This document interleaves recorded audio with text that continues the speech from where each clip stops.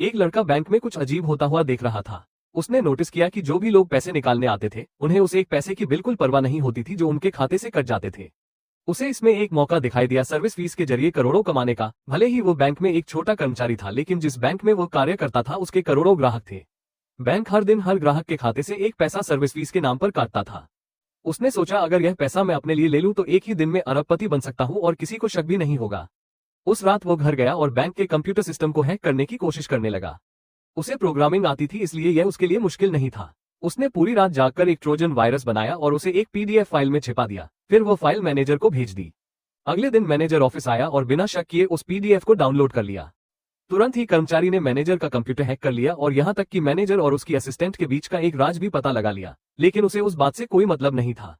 वो अपने काम पर ध्यान देता रहा और 2 सेकंड में बैंक के सभी कंप्यूटर सिस्टम में घुस गया। कुछ ही देर में कुछ कर्मचारियों को कुछ गड़बड़ लगने लगी। उन्हें लगा कि कंप्यूटर खराब हो गए हैं, इसलिए सबका ध्यान उसी तरफ चला गया। लेकिन यही तो उस कर्मचारी की असली योजना थी। जब वो बैंक के सर्वर से जुड़ चुका था, उसने लाखों खातों से एक एक पैसा काटना शुरू कर दिया। एक ही मिनट में उसने $95,000 कमा लिए। उसके चेहरे पर खुशी साफ झलक रही थी। तभी अचानक दरवाजे पर जोर की दस्तक हुई। उसने देखा कि ये वो लोग थे जिन्होंने उसके पिता को पैसा उधार दिए थे। उसके पिता के पास पैसे नहीं थे, इसलिए वे उसे ढूंढते हुए आए थे।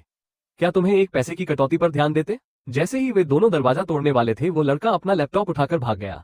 वो पीछे के दरवाजे से निकलकर एक टैक्सी में बैठ गया, लेकिन गाड़ी ज्यादा दूर नहीं गई थी कि गुंडे फिर उसके पीछे आ पहुंचे। उसे पता था कि अगर आज पैसे नहीं दिए तो उसकी मौत तय है। लेकिन ऑनलाइन पैसे ट्रांसफर करना खतरे से खाली नहीं था और एटीएम से वो सिर्फ $20,000 तक ही निकाल सकता था। इस परेशानी से बचने के लिए उसने एक बंद पड़ी कंपनी के अकाउंट का इस्तेमाल किया और खुद को बैंक का कर्मचारी बताकर बैंक मैनेजर को एक पत्र लिखा कि उसे तुरंत पैसे चाहिए।